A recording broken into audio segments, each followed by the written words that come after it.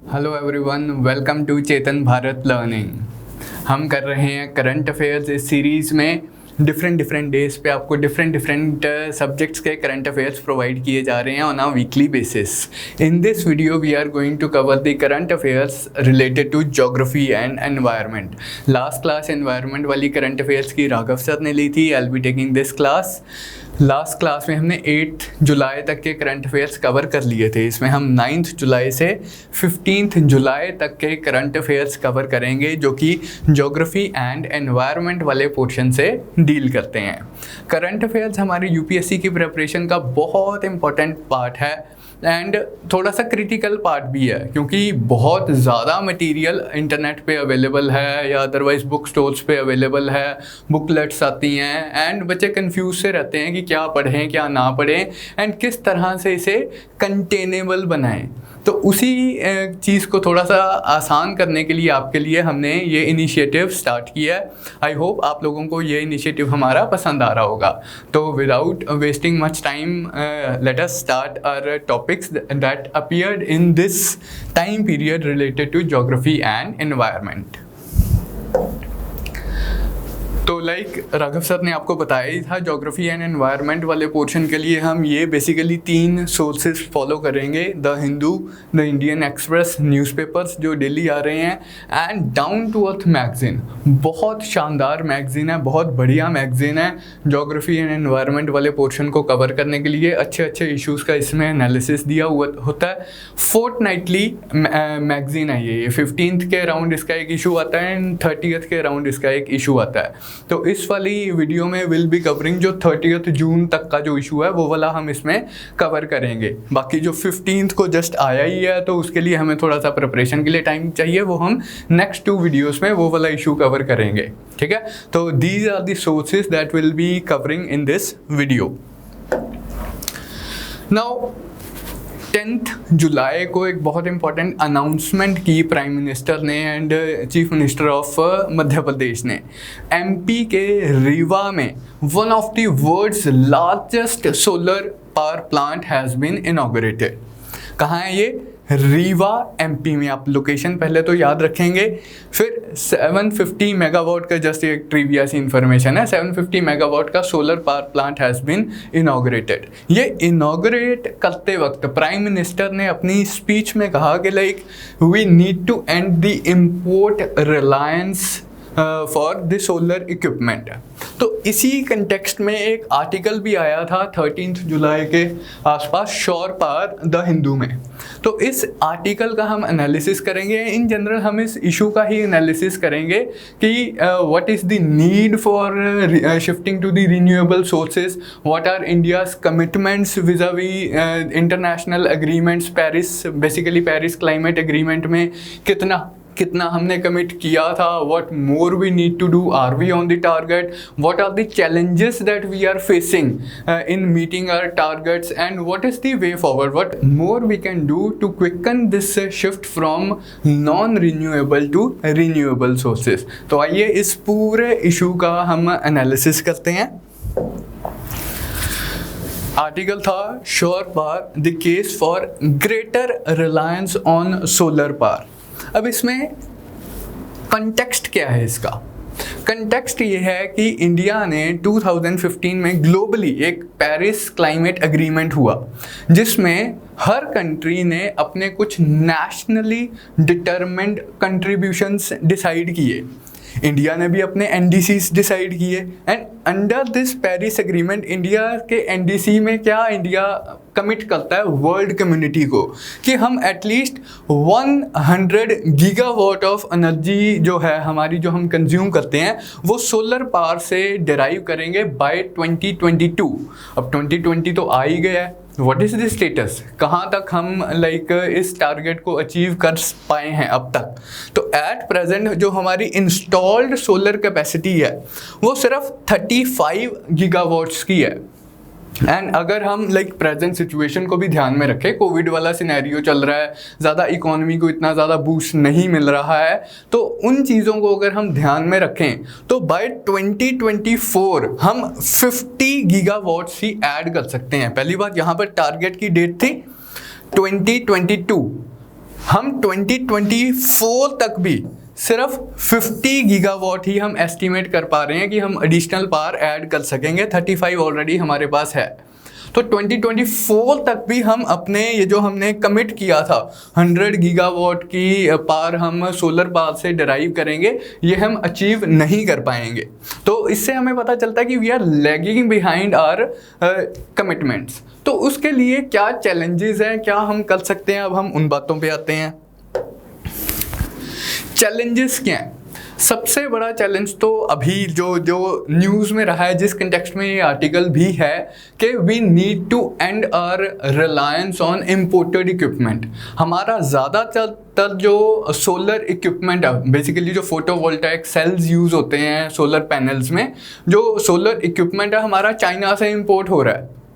And Chinese equipment के context में हमें साइबर सिक्योरिटी कंसर्न्स भी हैं, अदरवाइज सिक्योरिटी कंसर्न्स भी हैं, हमने इकोनॉमिक हम ट्रेड बैन कर रहे हैं, इस तरह की चीज़ें हम कर रहे हैं। रिसेंटली गवर्नमेंट ने चाइनीज़ पावर इक्विपमेंट के इंपोर्ट के ऊपर बैन भी लगा दिया है। तो सबसे बड़ा चैलेंज तो ये है कि हमारी जो रिलायंस है on the import Reliance of importing solar equipment from China, इसको हमें ख़त्म करने की ज़रूरत है। ये हमारे लिए बहुत बड़ा चैलेंज है। अगर हम अपनी नीड्स चाइना से पूरी कर रहे हैं तो उसके लिए हमें कोई ऑल्टरनेटिव भी ढूंढना चाहिए। ऑल्टरनेटिव या तो ये हो सकता है हम किसी और से इंपोर्ट करना स्टार्ट कर दें, लेकिन नहीं, हमारा मेक इन इंडिया इनिशिएटिव भी तो चल रहा है। We want that our solar industry should be self reliant. तो इसी कंटेक्स्ट में प्राइम मिनिस्टर ने अपना वो इनॉग्रल स्पीच में ये चीज़ एम्फेसाइज की थी। फिर वही चीज़ जैसे मैं बोल रहा था, building a domestic solar manufacturing industry. At present ये जो इंडस्ट्री है इतनी ज़्यादा फ्लरिश नहीं कर रही है इंडिया में, तो इस इंडस्ट्री को बूस्ट देने की ज़रूरत है। वो हम अब वे फॉरवर्ड में देखेंगे आगे।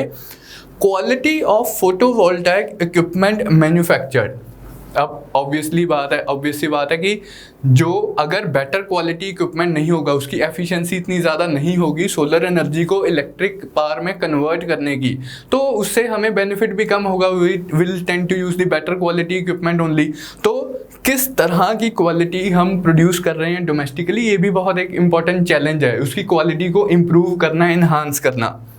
एंड बाकी इन जनरल सी बात तो है ही है कि we need to increase our solar power generation capacity. उसके मल्टी प्रोंग्ड हम सॉल्यूशंस देख सकते हैं रूफ टॉप होम्स में या लार्ज स्केल पे भी सोलर पावर प्लांट। अब ये वाला जो solar power plant recently Rewa में इनॉग्रेट हुआ है, ये large scale solar power plant है। अपॉर्चुनिटी अब इसमें क्या है, सोलर पावर में एक बहुत बड़ा इनहिबिशन फैक्टर रहता है कि जनरेशन इज कॉस्ट इफेक्टिव नहीं होती है वो। लेकिन रिसेंटली क्या हुआ कि power tariff, solar power tariff बहुत कम हो गए हैं, तो इसलिए लोगों में उसकी एक्सेप्टेबिलिटी बहुत ज़्यादा हो जाएगी, क्योंकि वो कॉस्ट इफेक्टिव मेजर बनता जा रहा है लेटली। पहले ऐसा नहीं था। 2000 अगर हम 14-13 वाले पीरियड की बात करें, जब हमने शिफ्ट करना स्टार्ट किया, तब solar power was way more expensive as compared to the conventional power. अब coal based thermal power plant से इलेक्ट्रिसिटी कंज्यूमर्स जब परचेज करते थे तो 2 रुपये पर यूनिट पड़ती थी, 2.5 रुपये पर यूनिट पड़ती थी। ऑन दी अदर हैंड अगर आप सोलर पावर से एनर्जी कंज्यूम करते थे तो कंज्यूमर्स के पॉइंट ऑफ व्यू से देखा जाए तो कभी वो 7 रुपये, 8 रुपये, 10 रुपये इतनी महंगी ही पड़ती थी। तो जो इलेक्ट्रिसिटी कंज्यूमर के पॉइंट ऑफ व्यू से अगर सोचा जाए कि मैं 2 रुपये में भी एक इलेक्ट्रिसिटी का यूनिट परचेज कर सकता हूँ, मैं 10 रुपये में भी परचेज कर सकता हूँ, तो ऑब्वियसली सोलर पावर को मैं निगलेक्ट करूँगा from the point of view of consumer.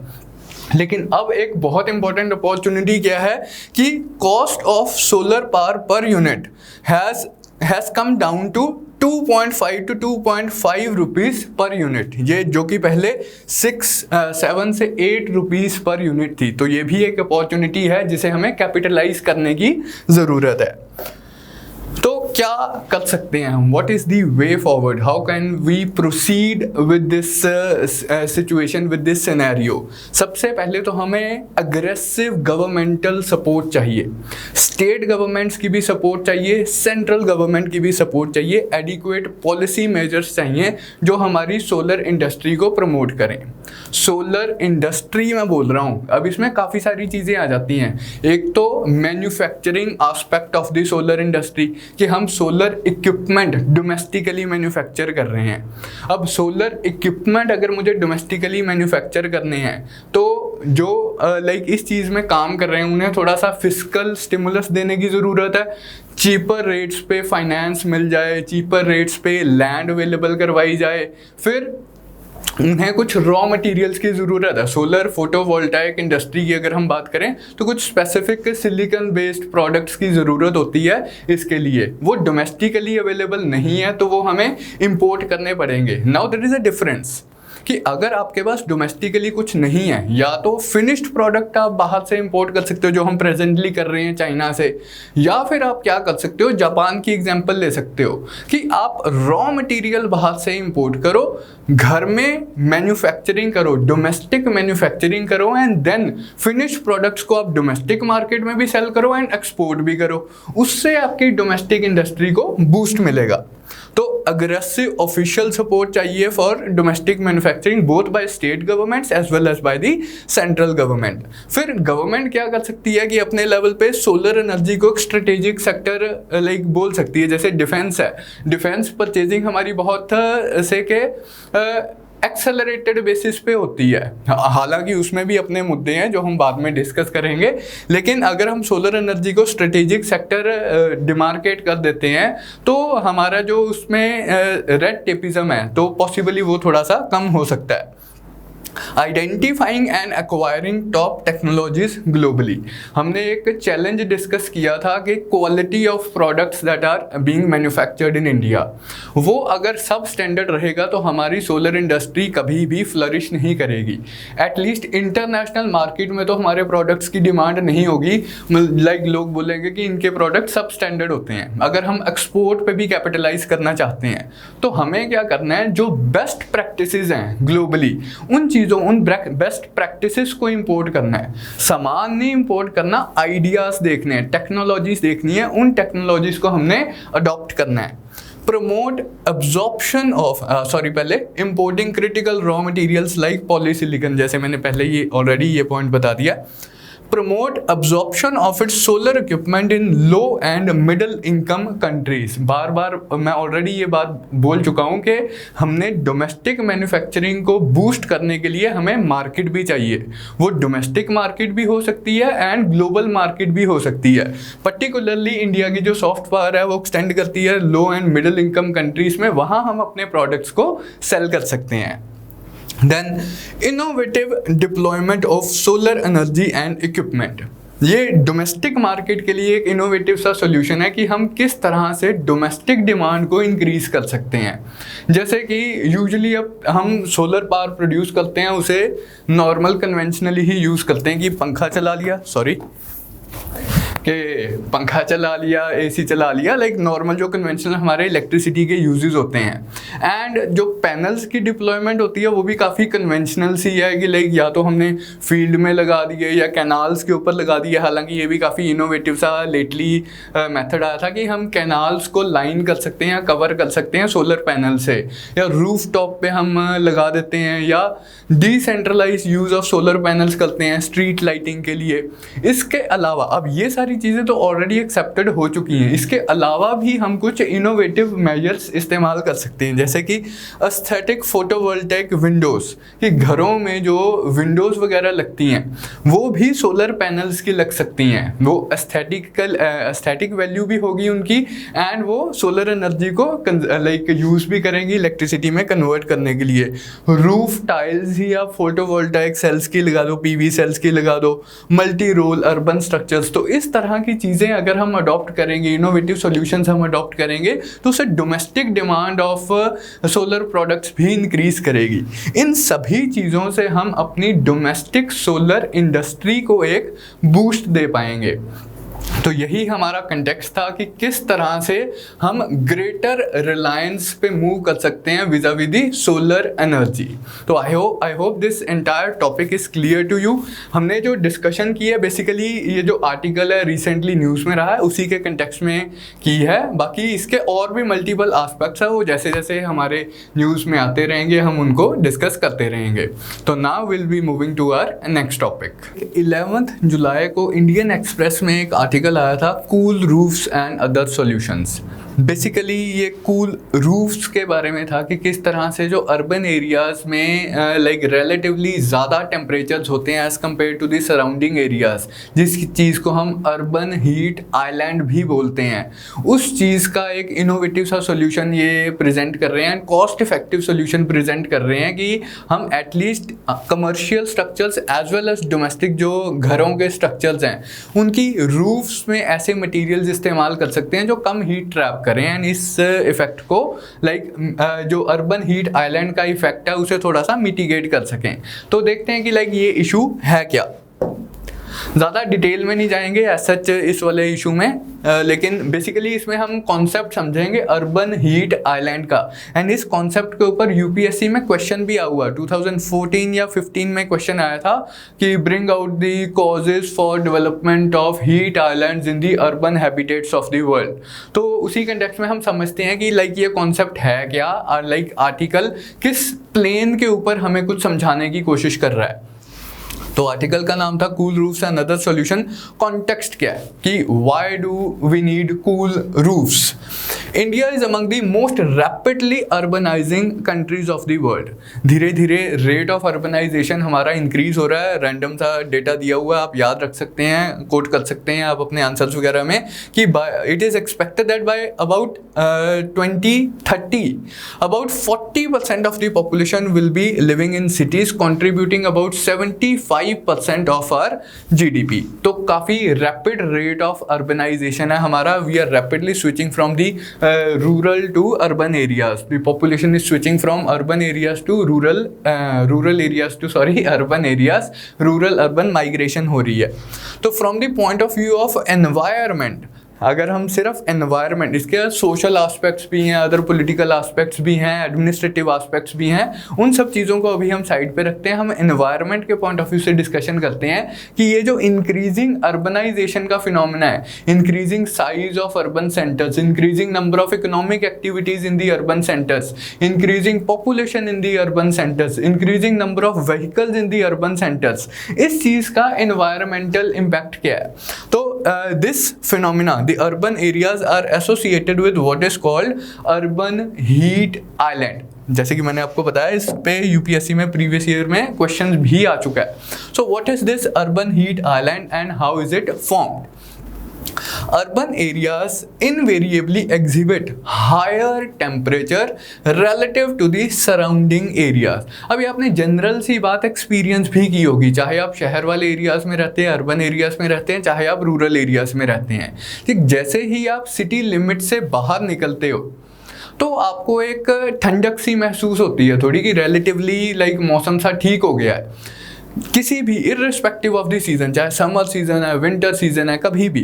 तो एंड कॉन्ट्रेरिली अगर आप रूरल एरियाज में रहते हो एंड सिटी में एंटर करते हो, तो सिटी में एंटर करते ही एक अलग सी थोड़ी सी आपको रिलेटिवली हायर टेम्परेचर्स आप एक्सपीरियंस करते हो। ये एवरीडे लाइफ में महसूस भी होते हैं, इतना डिफरेंस होता है दोनों में।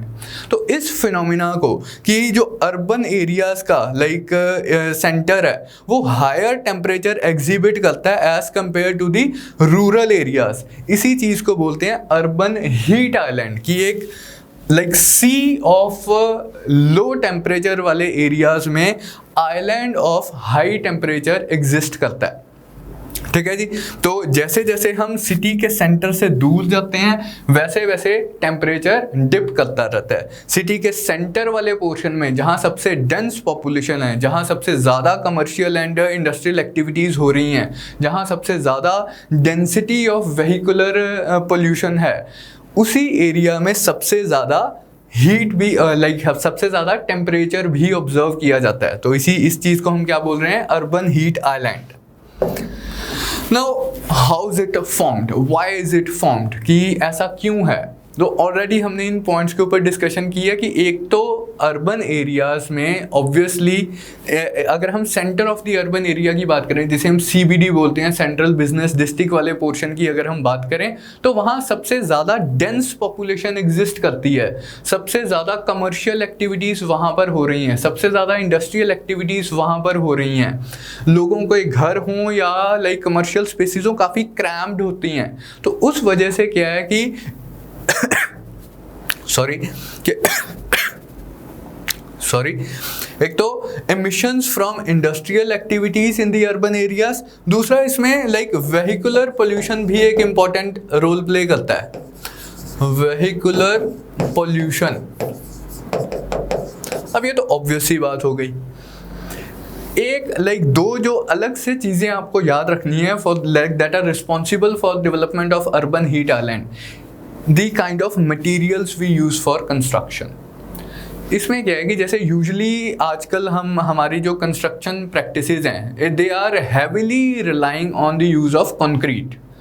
कंक्रीट हीट ट्रैपिंग मटेरियल है। अब कंक्रीट की buildings like they have a tendency to trap heat within themselves, तो उसकी वजह से भी जो indoor temperature of the buildings है वो रिलेटिवली हायर होता है। एंड अगर इंडोर टेम्परेचर हायर है, इन जनरल वॉल्स ज़्यादा गर्म है तो वो रेडिएट भी करती हैं हीट, इसलिए भी अर्बन एरियाज में टेम्परेचर ज़्यादा होता है, that are because of the kind of materials we are using. Similarly अब अर्बन एरियाज की अगर हम सेंट्रल पोर्शन की बात करें, जितना डेंस अर्बन पोर्शन होगा वहाँ रोड डेंसिटी भी ज़्यादा होगी। अब रूरल एरियाज में क्या है कि ये लाइक खेत ही खेत है एंड बीच में एक सड़क जा रही है। On the other hand urban areas में गलियां हैं, सड़कें हैं, चौड़ी चौड़ी सड़कें हैं and like everything, the road density is also more in the urban areas. अब रोड्स में भी या तो हम लाइक कंक्रीट यूज़ करते हैं या फिर लेकिन ज़्यादा जो पॉपुलर हम मटीरियल यूज़ करते हैं वो बिचुमन, कोल टार, हम ऐसी चीज़ें यूज़ करते हैं। ये भी जो मटीरियल है बहुत ज़्यादा हीट अब्जॉर्बिंग मटीरियल है। So the kind of materials, construction materials we are using in the urban areas, they tend to trap heat, they tend to absorb heat, and once they trap and absorb heat, they also radiate back the heat. तो उससे भी एक heating effect generate होता है। तो use of heat trapping materials in buildings, roofs, roads, etc. For example, concrete, asbestos, bitumen. Asbestos की sheets वगैरह डालते हैं ना इंडस्ट्रियल शेड्स वगैरह के लिए, या तो हम स्टील शीट्स का इस्तेमाल करते हैं या कई बार एसी शीट्स का इस्तेमाल करते हैं, तो दैट इज एस्बेस्टॉस। इनडायरेक्टली भी अर्बन एरियाज में कुछ ऐसी चीज़ें होती हैं जो कंट्रीब्यूट करती हैं टू दी हायर टेम्परेचर्स। जैसे कि मैंने अभी कंक्रीट की बिल्डिंग्स की बात की। अब कंक्रीट की बिल्डिंग्स का इंडोर टेम्परेचर रिलेटिवली ज़्यादा होता है, तो हमारे कंफर्ट के लिए हम ज़्यादा इलेक्ट्रिकल अप्लायंसेस का इस्तेमाल करेंगे, relatively more use of air conditioners, air coolers, fans, tube lights.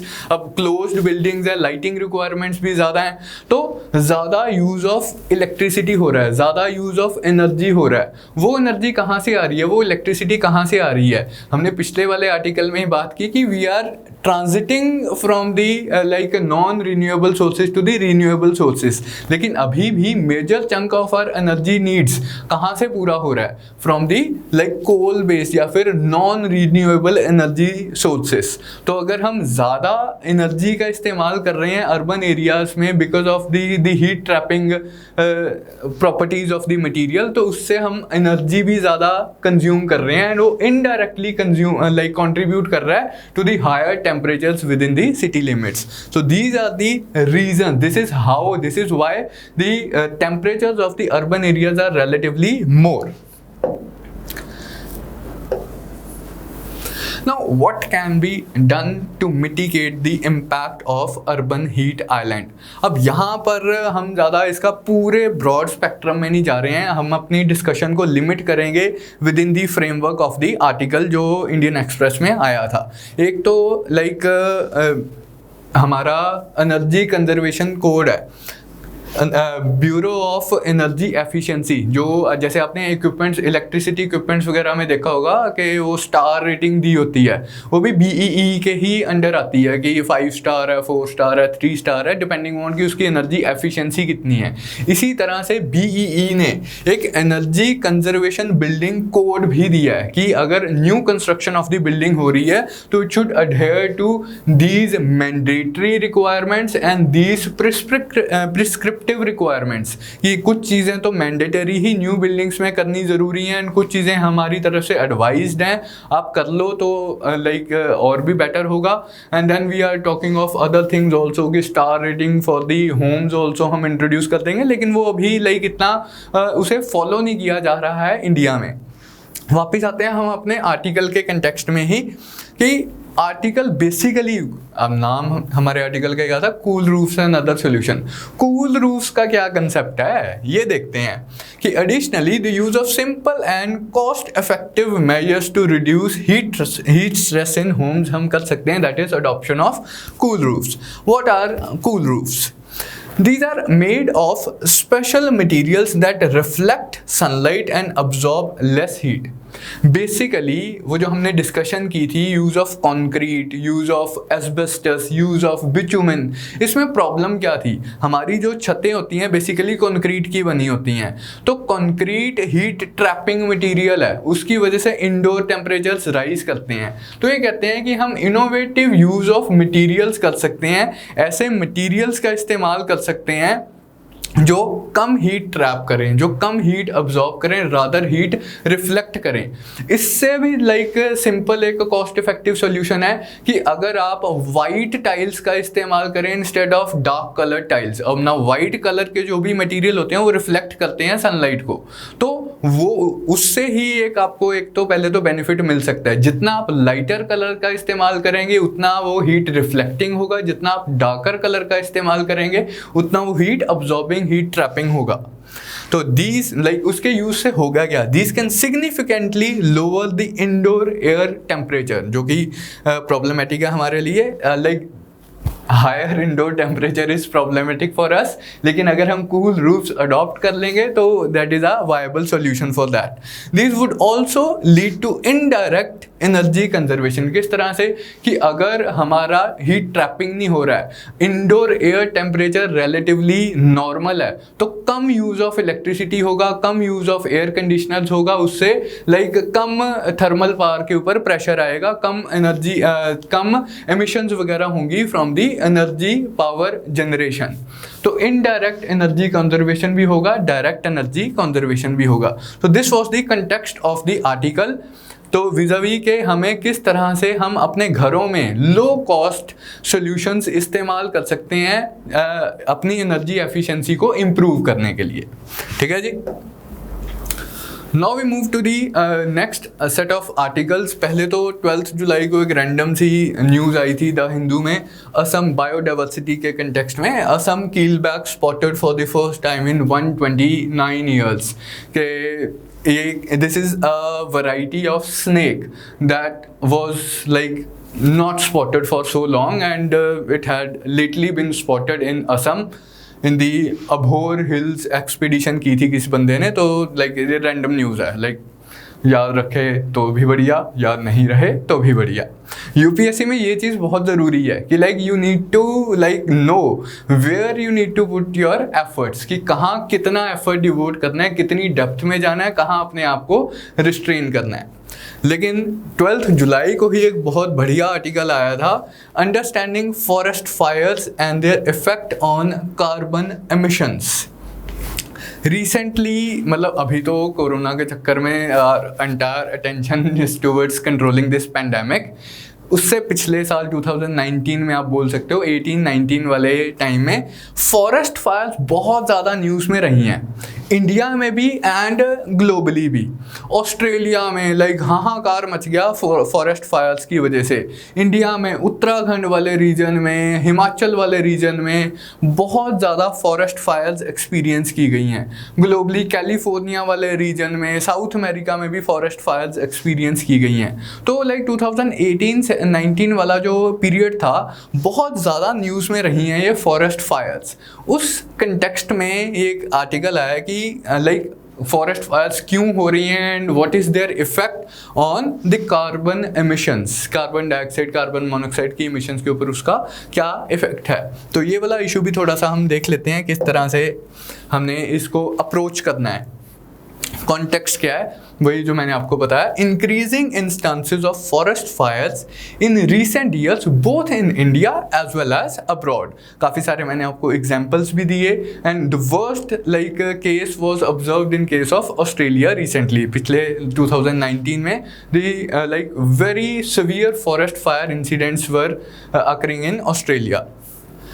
Over, अब इंडिया की अगर हम बात करें, over 54% of the forest cover in India is expose to occasional fire. हमारा फॉरेस्ट सर्वे ऑफ इंडिया की रिपोर्ट ये कहती है कि इंडिया में जितने भी फॉरेस्ट हैं उनमें से more than 50% they are expose to occasional fires. कौन से एरियाज मोस्ट वल्नरेबल हैं? नॉर्थ ईस्ट, ये सारे वही एरियाज हैं जहां हमारे इंडिया में फॉरेस्ट हैं। The states of north east India, the most like forest dense regions India के MP, Orissa, Chhattisgarh, then the hill states of Himachal and Uttarakhand, all the areas जहाँ पर हमारी फॉरेस्ट डेंसिटी थोड़ी सी ज़्यादा है, तो वो regions they are affected by, they are vulnerable to the forest fires. Causes क्या हैं फॉरेस्ट फायर्स के? अब कुछ तो नेचुरल कॉजेज़ हैं, कुछ एंथ्रोपोजेनिक कॉजेज़ हैं। नेचुरल कॉजेज़ किस तरह से आ रहे हैं? अब natural causes in the sense के कुछ ना कुछ तो नेचर में चेंज हो ही रहा है, कि अगर से कि in general temperatures, average temperatures का राइज होना स्टार्ट हो गया है। पहले एवरेज टेम्परेचर किसी एक पर्टिकुलर सीज़न की अगर हम बात करें, किसी एक पर्टिकुलर सीज़न में एवरेज टेम्परेचर 34 हुआ करता था, आज की डेट में एवरेज टेम्परेचर 38 डिग्री सेल्सियस है। तो एवरेज टेम्परेचर्स का राइज हो गया because of global warming, climate change and all those things. फिर मैक्सिमम टेम्परेचर्स का भी राइज हो गया। लाइक अगर हम लॉन्ग टर्म एवरेज से कंपेयर करें किसी एक्स पर्टिकुलर लोकेशन पे किसी वाई पर्टिकुलर महीने में, जो मैक्सिमम टेम्परेचर्स रिकॉर्ड किए गए थे किसी एक्स पर्टिकुलर लोकेशन में, से 42 डिग्री सेल्सियस थे, जो कि लॉन्ग टर्म एवरेज है। आजकल ग्लोबल वार्मिंग, क्लाइमेट चेंज की वजह से उन जगहों पे 48 डिग्री टेम्परेचर जा रहा है, 47 डिग्री टेम्परेचर जा रहा है। तो in general rise of temperature हुआ है। अब इन चीज़ों से क्या होता है कि लाइक फॉरेस्ट फायर के इंसिडेंट्स लाइक प्रमोट होते हैं। क्यों?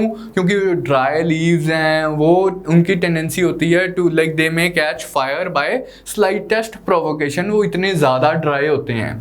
तो ये climate change is contributing to the forest fire incidents.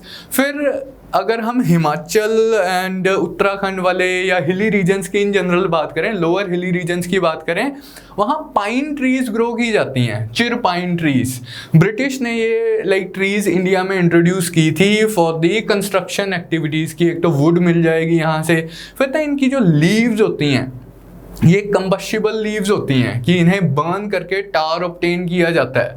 तो इनकी like leaves have combustible material in them. तो चिर पाइन ट्रीज वाला जो एरिया वाले जो फॉरेस्ट हैं, they are most vulnerable to the forest fire incidents.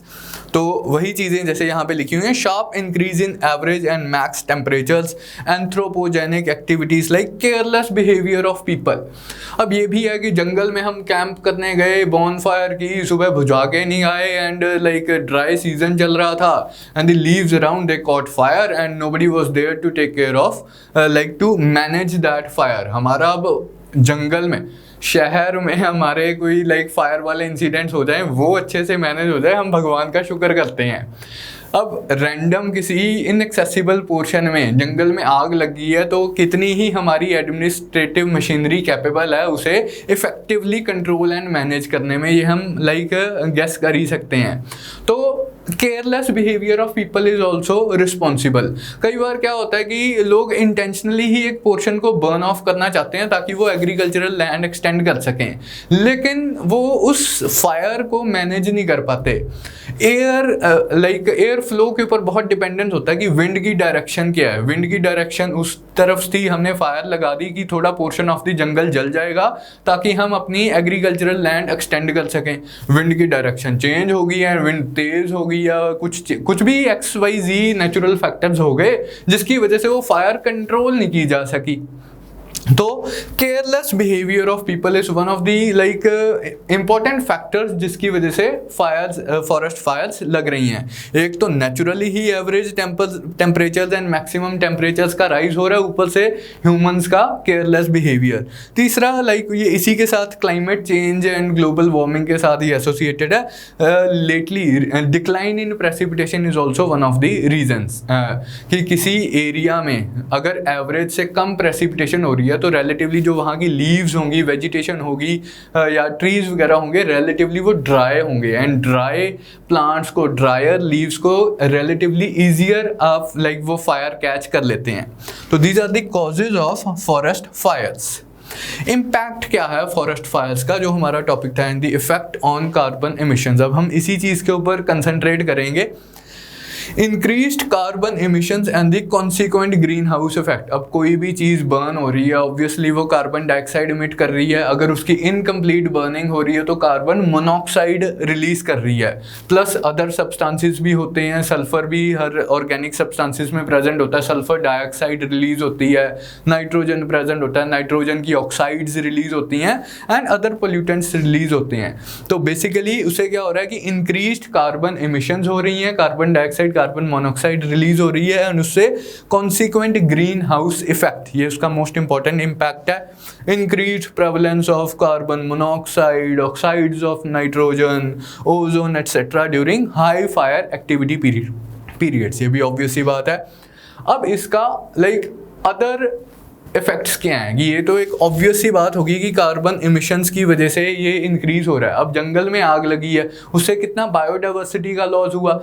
Plants तो लॉस, लाइक प्लांट्स का जो लॉस हो रहा है वो तो हो ही रहा है डायरेक्ट बर्निंग के साथ। हैबिटेट लॉस भी तो हो रहा है, जो लाइक वाइल्ड एनिमल्स उन जंगलों में रहते थे उनका हैबिटेट लॉस हो गया, वो भी लाइक उनकी भी लाइक स्ट्रेस में वो कभी अर्बन एरियाज में माइग्रेट कर रहे हैं या उन्हें अपनी लोकेशन चेंज करनी पड़ रही है। उससे लाइक उनकी जो रिप्रोडक्टिव साइकिल है वो इफेक्ट हो जाता है, उसकी भी पॉपुलेशन कम हो जाती है। तो loss of biodiversity both flora and fauna. फिर impact on the livelihoods of people. काफ़ी ट्राइबल लोग हैं जो फॉरेस्ट के ऊपर डिपेंडेंट है अपने लाइवलीहुड के लिए। फॉरेस्ट फायर्स का इंसिडेंट्स इंक्रीज हो जाएंगे तो उन लोगों का लाइवलीहुड भी इफेक्ट होता है। कई बार क्या होता है कि जंगल में आग लगी, एडजॉइनिंग जो एग्रीकल्चरल फील्ड है वो भी इफेक्ट हो गई, तो उससे भी लाइवलीहुड ऑफ पीपल इफेक्ट हो रहा है। तो this is the in general impact of the forest Fyers. अब वे फॉरवर्ड क्या है, जो इस आर्टिकल, जिस आर्टिकल की हम बात कर रहे हैं उसमें उन्होंने सजेस्ट किया हुआ है कि हम एडवांस्ड टेक्नोलॉजीज का इस्तेमाल कर सकते हैं, जैसे कि रिमोट सेंसिंग। इसमें ना कुछ टेक्निकल टर्म्स ही यूज़ की गई हैं जो कि अदरवाइज हमारे काम की नहीं है, लेकिन मोटा मोटा सा उसका आइडिया क्या था। आइडिया ये कि रिमोट सेंसिंग से ये कहते हैं कि हम गेस कर सकते हैं, और आर्टिफिशियल इंटेलिजेंस बेस्ड टूल्स हैं, मशीन लर्निंग बेस्ड टूल्स हैं, उनसे हम आइडेंटिफाई कर सकते हैं कि फॉरेस्ट फायर के हॉटस्पॉट रीजन्स क्या हैं। फिर उन रीजन्स में हम अपने एफर्ट्स कंसंट्रेट कर सकते हैं। अब ऐसे रैंडम जंगलों में लाइक अगर हम अपने एडमिनिस्ट्रेटिव मशीनरी जो कि लिमिटेड सी अवेलेबल है उसे डिस्ट्रीब्यूट कर देंगे तो कोई ज़्यादा एफर्ट्स नहीं आएंगे। ये कहते हैं कि identification first of all is most important, तो उसके लिए हमें टेक्नोलॉजी की हेल्प लेनी चाहिए। Remote sensing, AI based tools, machine learning का हमें इस्तेमाल करना चाहिए to identify the forest fire hotspots and then mitigate their impact, क्योंकि हम फिर अपनी एडमिनिस्ट्रेटिव मशीनरी को उन हॉटस्पॉट्स में फोकस करेंगे एंड वहाँ किस तरह से फॉरेस्ट फायर्स को मैनेज करना है ये हम कंट्रोल कर सकते हैं। तो that was all as far as this article and this issue of forest fires is concern. I hope काफ़ी क्लैरिटी मिली होगी आपको इस कंटेक्स्ट में। Now will be moving to our next topic.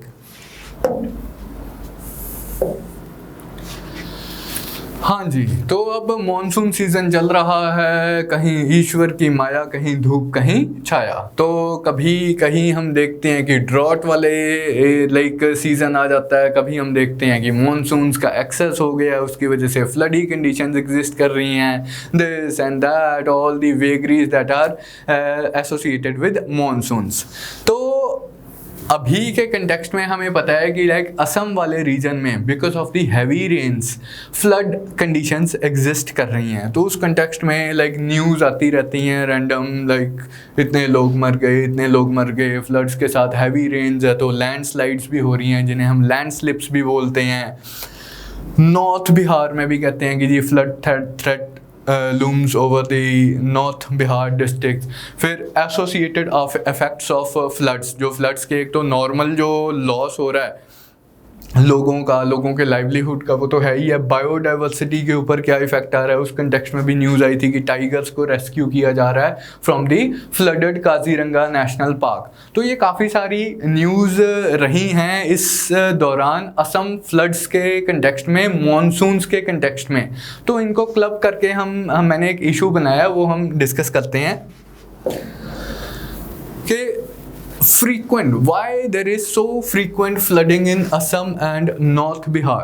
अब इसमें मैं बॉम्बे भी इंक्लूड कर सकता था, लेकिन अभी वो न्यूज़ में नहीं रहा, वो आएगा। लेकिन क्योंकि द थिंग इज के हम हर सीज़न में ये चीज़ इनकाउंटर करते हैं कि मॉनसून आया, बॉम्बे फ्लड हो गया, 3 दिन बॉम्बे में ज़िंदगी नहीं चली। मॉनसून आया, ये हर साल की बात है, ये कोई ऐसा नहीं है कि इस साल कुछ अजीब हो गया, कुछ अलग हो गया।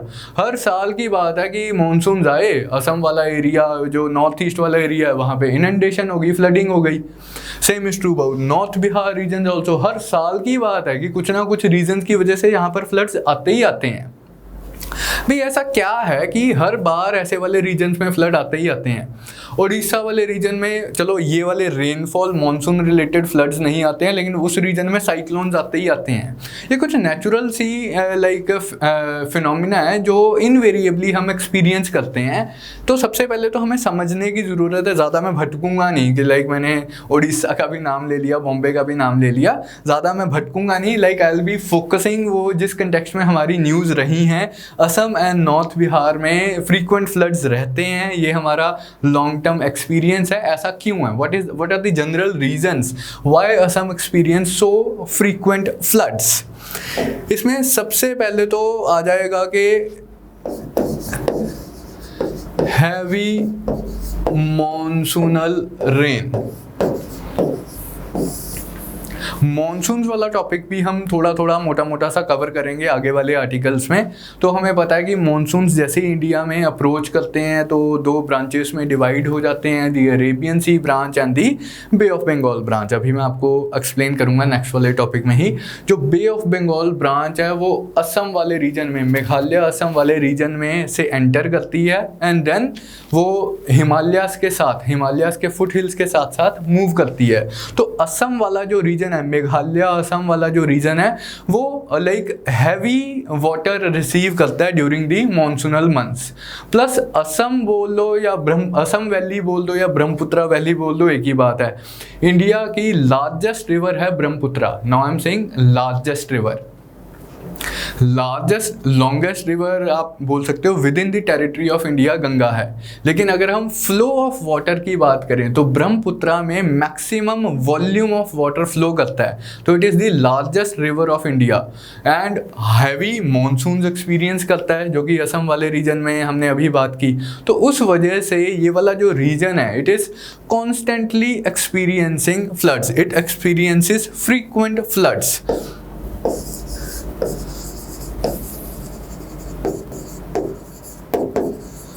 So many small rivers from the Himalayan region, they feed Brahmaputra river and the entire region receives heavy rainfall during the monsoonal seasons. So invariably the level of water in the rivers rise and this region experiences flooding.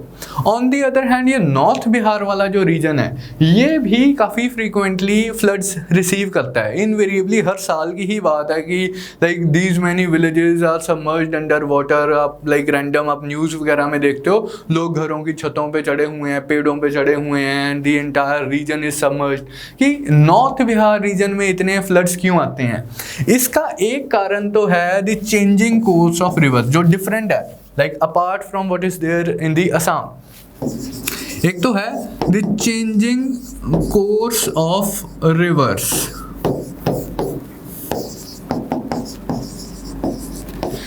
North Bihar में नेपाल वाले reason से काफ़ी सारी reverse enter करती हैं। जैसे Kosi most important river है जो इस चीज़ के साथ एसोसिएटेड है। सप्त कोसी, उसकी कुछ ट्राइब्यूटरीज भी हैं। ये जो रिवर्स हैं इनका जो कोर्स है स्टेबल नहीं है। ये अपना कोर्स चेंज करती रहती हैं, कभी इधर से फ्लो कर रही थी, इनका मूड चेंज हो गया, ये इधर से फ्लो करना स्टार्ट कर देंगी। कुछ नेचुरल फैक्टर्स हैं जो इस चीज़ को इफेक्ट करते हैं, लेकिन चेंजिंग कोर्स ऑफ रिवर्स की वजह से इफेक्ट क्या होता है कि जो एरिया पहले एग्रीकल्चर के लिए यूज़ किया जा रहा था वो एरिया में अब रिवर फ्लो करना स्टार्ट कर दी, ऑब्वियसली फ्लडिंग हो गई, तो फ्रीक्वेंट फ्लडिंग। फिर ये भी जो रीजन है हैवी मॉनसूनल रेन्स रिसीव करता है, तो मॉनसून वाला फैक्टर तो है ही है, तो हैवी मॉनसूनल रेंज रिसीव करता है। नेपाल वाले हिल्स में अब ग्लेशियर्स भी हैं, प्लस वो रेनफॉल भी रिसीव करता है इसी सीजन में, तो heavy flow during the monsoonal season in the reverse and invariably these rivers overflow, they are flowing above their safe level that leads to flooding in the North Bihar regions। तो ये दो regions इन कारणों की वजह से frequent floods receive करते हैं।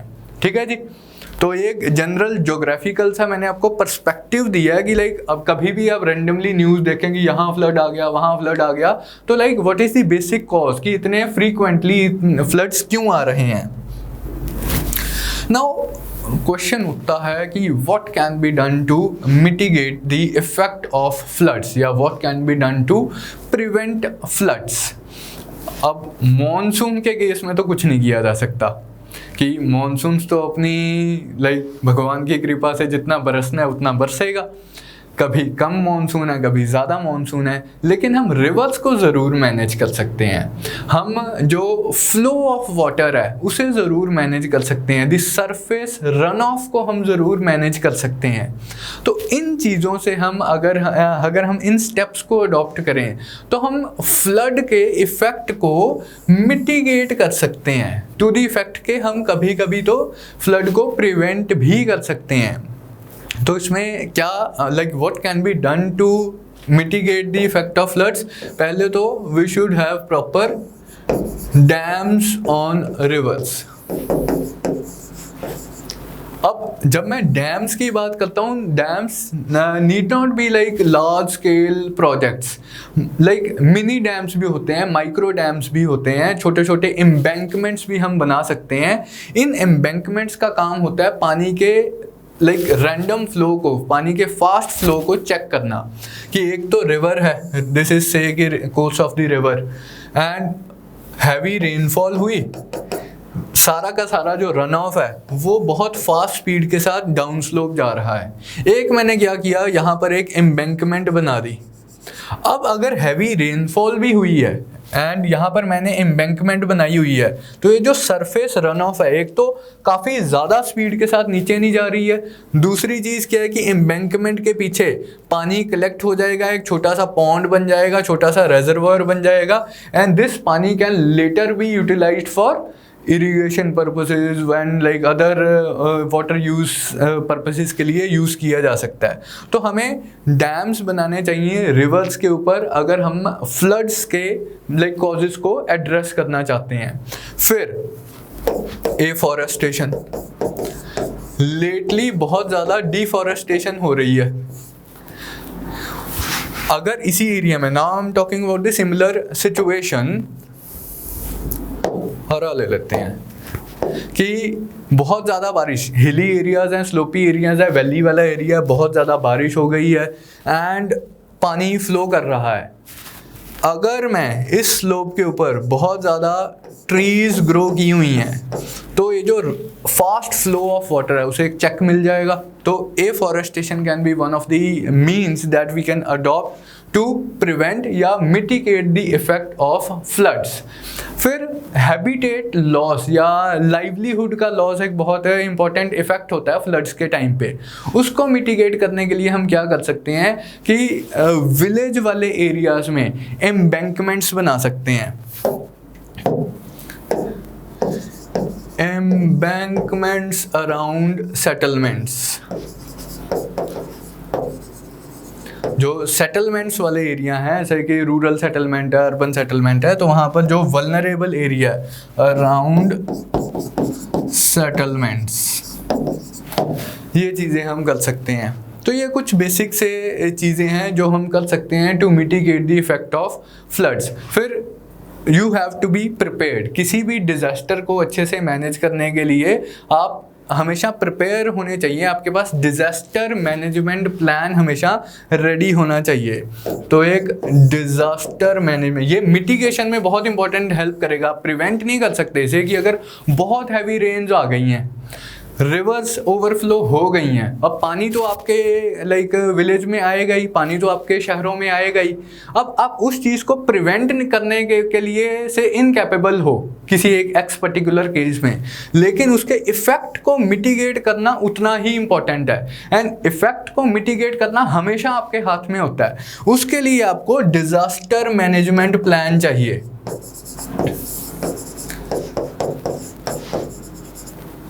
अब जैसे हमने अभी पिछले वाली स्लाइड में डिस्कस किया कि असम में हर साल फ्लड आते हैं, नॉर्थ बिहार में हर साल फ्लड आते हैं, मैंने बॉम्बे की एग्जांपल दी, हर साल मुंबई में फ्लड आते हैं। अब आज 2020 चल रहा है, अगला साल भी आएगा, 2021 भी आएगा, तब क्या असम में फ्लड नहीं आएगा? तब क्या असम में हैवी मानसून नहीं आएगा? तब क्या मुंबई में हैवी बारिश नहीं होगी? सब कुछ होगा, 2021 में भी होगा। तो समझदारी किस चीज़ में, कि प्रूडेंस किस चीज़ में है कि हम डिज़ास्टर मैनेजमेंट प्लान अपना रेडी रखें। पहले तो डिज़ास्टर प्रोफाइल हो कि किस रीजन में कौन कौन से डिज़ास्टर्स हो सकते हैं। फिर जब हमने ये चीज़ डिज़ास्टर प्रोफाइल बना ली है, फिर जो डिज़ास्टर एक पर्टिकुलर रीजन में स्ट्राइक कर सकता है, उस रीजन के हिसाब से हमारा एक डिज़ास्टर मैनेजमेंट प्लान भी रेडी हो कि अगर फ्लड आ जाता है, जिसकी संभावना है, कि जिसकी काफ़ी हाई प्रोबेबिलिटी है, तो these are the steps we are going to take to prevent the livelihood loss, to prevent the biodiversity loss, to prevent the economic loss and such like things। जैसे उड़ीसा का बहुत अच्छा एग्जाम्पल है इस case में। उड़ीसा में भी मैंने आपको बताया कि इनवेरिएबली ये जो रीजन है, यहाँ पर साइक्लोन्स आते रहते हैं। रिसेंटली भी साइक्लोन अम्फान आया था। तो like Orissa invariably experiences cyclones, लेकिन उड़ीसा ने इस चीज़ को आइडेंटिफाई किया, अपना बहुत शानदार disaster management, cyclone management plan बनाया। उसके तहत उन्होंने कुछ इवैक्यूएशन पॉइंट्स बनाए हैं, उसके लिए उन्होंने कुछ साइक्लोन शेल्टर्स बनाए हैं हायर एरियाज़ के ऊपर। जैसे ही साइक्लोन आने वाला होता है, उसकी अर्ली वार्निंग सिस्टम उन्होंने इस्टेब्लिश किया हुआ है। वो तो गवर्नमेंट ऑफ इंडिया ने भी कॉन्ट्रीब्यूट किया है, जिसमें उनकी state disaster relief force exist कर रही है। एंड जैसे ही कोई वार्निंग रिलीज होती है, वो अपने वो डिजास्टर मैनेजमेंट प्लान को एक्ट अपॉन कर देते हैं। तो रिलेटिवली जो लॉस ऑफ लाइफ होता है वो बचाया जा सकता है। तो यही चीज़ हमें इस केस में भी करने की ज़रूरत है। वो एक रैंडम सा कुछ मिसलेनियस इन्फॉर्मेशन भी दी हुई थी, जैसे वो काजीरंगा वाला मैंने आपको न्यूज़ क्लिपिंग दिखाई थी कि असम में फ्लड्स आ गए, काजीरंगा नेशनल पार्क जो असम का फेमस नेशनल पार्क है वो भी फ्लड हो गया। उसकी वजह से वहाँ जो टाइगर्स थे उन्हें रेस्क्यू किया जा रहा है। तो इस कंटेक्स्ट में कुछ रैंडम प्रीलिम स्पेसिफिक पॉइंट्स हैं, हम देख सकते हैं। एक तो 2-3 national parks and tiger reserves आप याद रखेंगे असम वाले रीजन में। एक Kaziranga national park, Manas national park, Orang national park, ये तीनों नेशनल पार्क तो हैं ही है, साथ के साथ ये टाइगर रिजर्व्स भी डिनोट किए गए हैं। इसके साथ साथ एक दिब्रू सैखोवा नेशनल पार्क भी है, जिसके बारे में भी हम आगे वाली स्लाइड्स में पढ़ेंगे। तो ये 4 national parks, important national parks हैं जो असम वाले रीजन में हैं।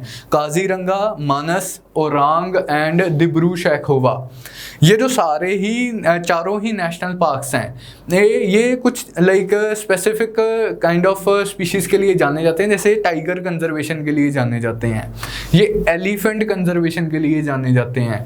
मोस्ट इंपॉर्टेंटली ये राइनो, 1 हॉर्न्ड इंडियन राइनो की कंजर्वेशन के लिए जाने जाते हैं। एंड इन यूजुअली क्या एक आजकल और एक कंसेप्ट या आप फ्रेज न्यूज़ वगैरह में देखते हो, ग्रीन कॉरिडोर्स या फिर एलिफेंट कॉरिडोर्स या टाइगर कॉरिडोर्स।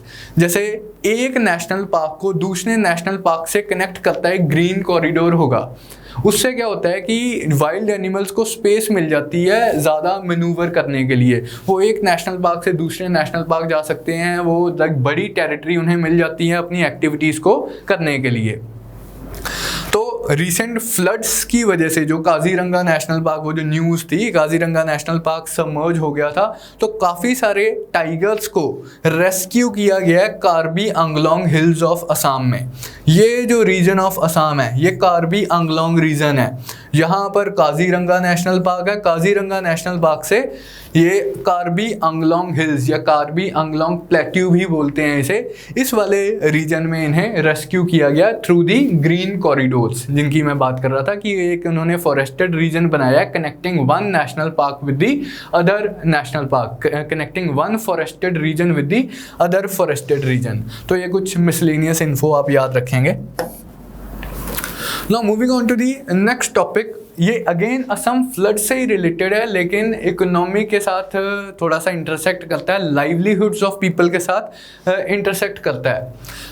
कि अब जैसे कि अभी हम बात कर ही रहे थे कि ऐसा तो नहीं है कि असम में फ्लड्स आज ही आए हैं, हमेशा से ही फ्लड्स आ रहे हैं, हर साल फ्लड्स आते हैं, अगले साल भी फ्लड्स आएंगे।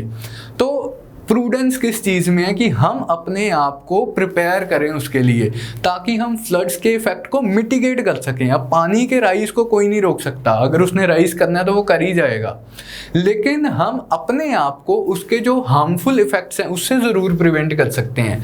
तो उसी कंटेक्स्ट में क्या है कि असम में कुछ फार्मर्स हैं जो लाइक ट्रांजिशन कर रहे हैं, जो शिफ्ट मार रहे हैं ट्रेडिशनल वैरायटी ऑफ राइस से flood resistant variety of rice, कि अगर फ्लड भी आ गया है, पूरी तरह से फील्ड्स सबमर्ज्ड हैं, लाइक नीचे क्रॉप्स ग्रो की हुई हैं, ऊपर पानी से वो फ्लड हो चुकी हैं, उस कंडीशन में भी वो जो राइस वैरायटी है वो फ्लरिश करती है, वो डिस्ट्रॉय नहीं होती है, traditional variety of rice destroy हो जाती है। तो Assam farmers are like trying out, they are experimenting with the flood resistant variety of paddy.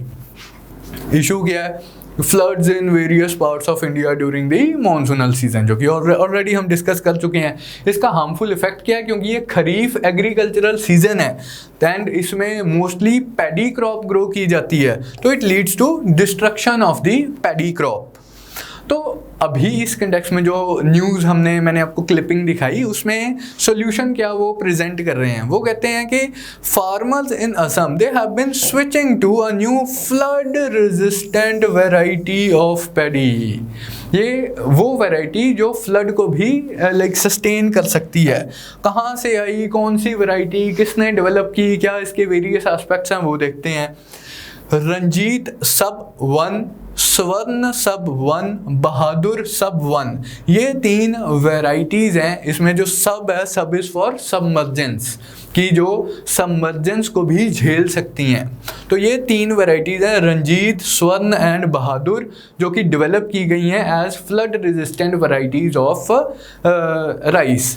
ये जो ओरिजिनली ये वाली वैरायटी डेवलप की गई थी स्वर्ण सब 1, किसने डेवलप की थी? Indian council of agricultural research and international rice research institute based in Manila. अभी अदरवाइज रैंडम प्रीलिम्स का फैक्ट भी है कि ये IRCI कहाँ लोकेटेड है, international rice research institution Manila में बेस्ड है, plus Indian council of agricultural research, इन्होंने 2009 में ये वाली वैरायटी डेवलप की थी। काफ़ी लाइक प्रॉपर्टी वाइज तो ये काफ़ी अच्छी वैरायटी थी, लेकिन इसकी मेन प्रॉब्लम क्या थी कि लोग इसे अडॉप्ट नहीं कर रहे थे। हमारा ना एक माइंडसेट होता है कि जो हम ट्रेडिशनली चीज़ें करते आ रहे हैं हम वही करते आएंगे, जो हम ट्रेडिशनली क्रॉप्स ग्रो करते आ रहे हैं वही करते आएंगे। तो switch over from the traditional variety to the new flood resistant variety was very like slow और हेजिटेंट आप बोल सकते हो। उसी से मिलती जुलती फिर इंडिया में ये रंजीत सब 1, असम वाला जो एग्रीकल्चरल डिपार्टमेंट है उन्होंने ये डेवलप की, बहादुर सब 1 वैरायटी डेवलप हुई। ये सारी की सारी flood resistant varieties of rice हैं। फ़ायदा क्या इनका? It can survive prolonged submergence better compare to the traditional varieties.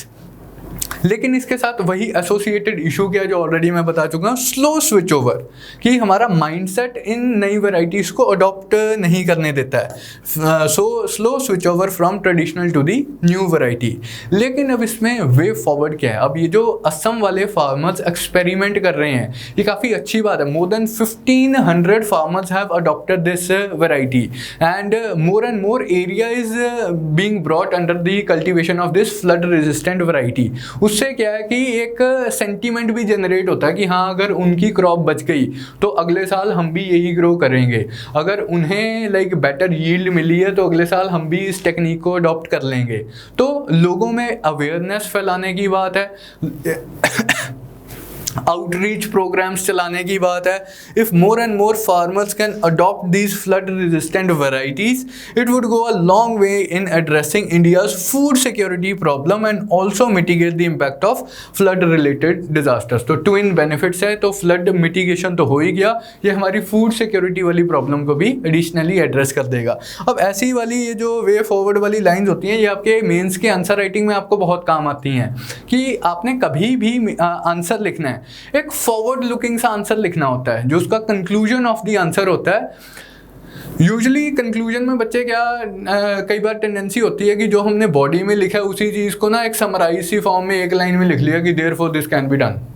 तो उससे बेटर एक अप्रोच क्या होती है मेंस की आंसर राइटिंग में, मान लो इसी से रिलेटेड आपको कोई क्वेश्चन आता है कि in view of the frequent floods in the Assam region what can be done to like mitigate the effect of the floods as well as address the livelihood concerns of the people. तो like अगर आप कुछ भी आपने body of the answer में लिखा है जो आपका कंक्लूजन ऑफ द आंसर होना चाहिए, मेरे हिसाब से it should be a forward looking answer कि आपको like you are a solution provider कि ये इशू था like this can be done in the future, this like positive note पे एंड होना चाहिए, एक होप के साथ आना चाहिए आपका आंसर।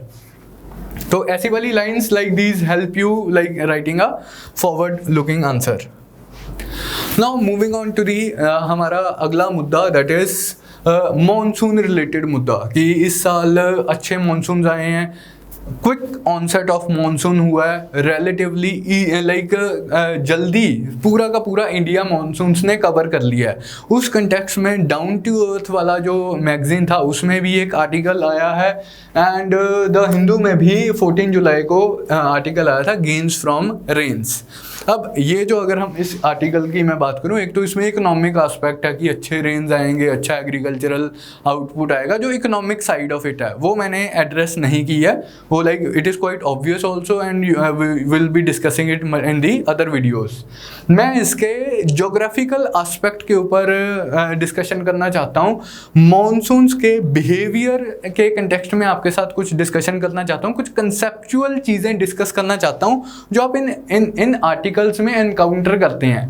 अब काफ़ी सारे बच्चे जो ये वीडियो देख रहे हैं वो like new to the UPSC preparation भी होंगे, उन्होंने कुछ टेक्निकल सी टर्म या कंसेप्चुअल सी टर्म एनकाउंटर की, उन्हें वो समझ नहीं आई है, उसका बहुत ही वो डिक्शनरी मीनिंग सा कई बार ले लेते हैं, लेकिन उसका जो टेक्निकल नुआंस है वो समझ नहीं आता। तो उस कंटेक्स्ट में मैं कुछ जनरल टर्म्स से डिस्कस करना चाहता हूँ विद रिस्पेक्ट टू मॉनसून्स।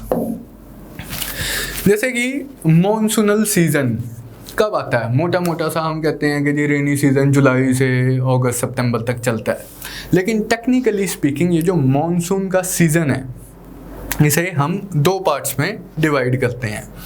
एक तो साउथ वेस्ट मॉनसून का सीज़न, एक नॉर्थ ईस्ट मॉनसून का सीज़न। दो पार्ट्स में मॉनसूनल सीजन डिवाइडेड है। ये हमारा इंडिया है।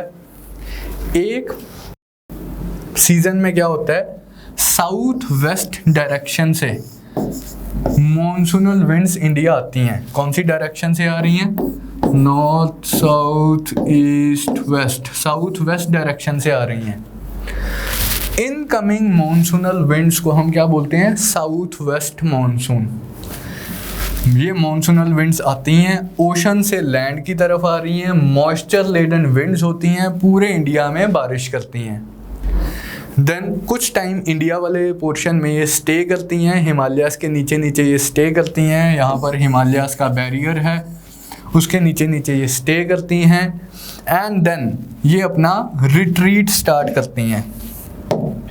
यही मॉनसूनल विंड्स वापस जाना स्टार्ट करती हैं। जब ये वापस जा रही हैं, कौन सी डायरेक्शन से वापस जा रही हैं?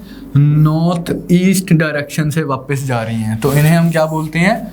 North east monsoons. तो कॉन्ट्रेरी टू हमारा जो नॉर्मल सी या एवरीडे अंडरस्टैंडिंग होती है कि रेनी सीजन है हमारा जुलाई से सितंबर हो गया, जो हमारा मॉनसूनल सीजन की अगर मैं बात करूं, यहाँ पर मैं रेनी सीजन की नहीं बात कर रहा, मॉनसून वर्ड में यूज़ कर रहा हूँ। मॉनसूनल सीजन की अगर मैं बात कर रहा हूँ तो इसे दो पार्ट्स आप हमेशा आपके दिमाग में होना चाहिए। जब मैं मॉनसून बोल रहा हूँ तो I am not only talking of the वो वाले मॉनसून जो आ रहे हैं और बारिश कर रहे हैं, मैं उन मॉनसून्स की भी बात कर रहा हूँ जो जा रहे हैं शायद बारिश नहीं कर रहे।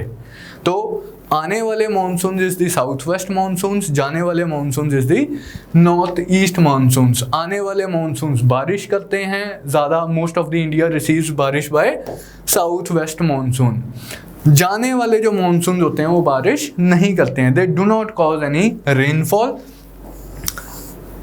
जो कुछ एक पोर्शन है कोरोमंडल कोस्ट ऑफ इंडिया, ये जो पोर्शन है, दिस पोर्शन रिसीव्स बारिश by the north east monsoons, लेकिन most of the India it receives बारिश, it receives rain by the south west monsoons. तो पहले तो ये मॉनसूनल सीजन के बारे में आपको ये क्लैरिटी होनी चाहिए। फिर जो मॉनसूनल सीजन है जून से लेके सितंबर तक साउथ वेस्ट मॉनसून्स का सीजन चल रहा होता है।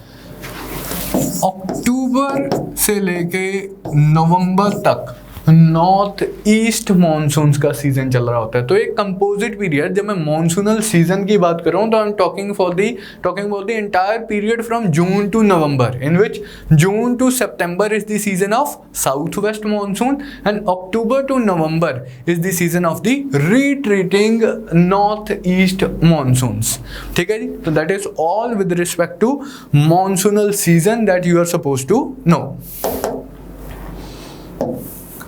Now the onset of monsoons। पहली बात तो onset of monsoons के लिए एक टेक्निकल टर्म होता है जिसे हम बोलते हैं burst of monsoons। मॉनसून्स का बहुत ही एक पेक्यूलियर सा फीचर है कि इनका जो ऑनसेट होता है बहुत क्विक ऑनसेट ऑफ मॉनसून होता है। ऐसा है कि लाइक कल मॉनसून्स नहीं है और आज मॉनसून्स आ गए हैं, ऐसा नहीं है कि धीरे धीरे पता चल रहा है मॉनसून आएगा। क्विक ऑनसेट ऑफ मॉनसून होता है। इसी क्विक ऑनसेट ऑफ मॉनसून को हम बोलते हैं बर्स्ट ऑफ द मॉनसून। या फ्रेज याद रखेंगे, एक burst of the monsoon important phrase है, एक break in the monsoon important phrase है। टेक्निकल फ्रेजेस हैं, ये आप याद रखेंगे।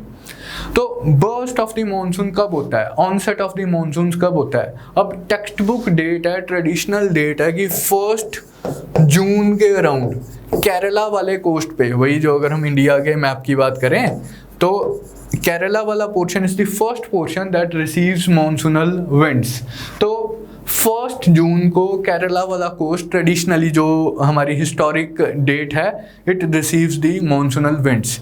लेकिन हमारा पिछले 10 साल का एक्सपीरियंस, पिछले 20 साल का एक्सपीरियंस अगर हम देखें तो यूजुअली मॉनसून्स थोड़े से डिले होते हैं, लाइक 15 के अराउंड, 10 के अराउंड, 5 के अराउंड केरला वाले कोस्ट को स्ट्राइक करते हैं। इस साल की पेक्यूलियर बात क्या रही है, इस साल की इंटरेस्टिंग बात क्या रही है, न्यूज़ में क्यों है ये, इतने आर्टिकल क्यों आ रहे हैं? ये कहते हैं कि इस साल मॉनसून अपनी टेक्स्ट बुक डेट के हिसाब से, हिस्टोरिक डेट के हिसाब से इंडिया पहुंचे हैं। The monsoon strike the Kerala coast on 1 जून।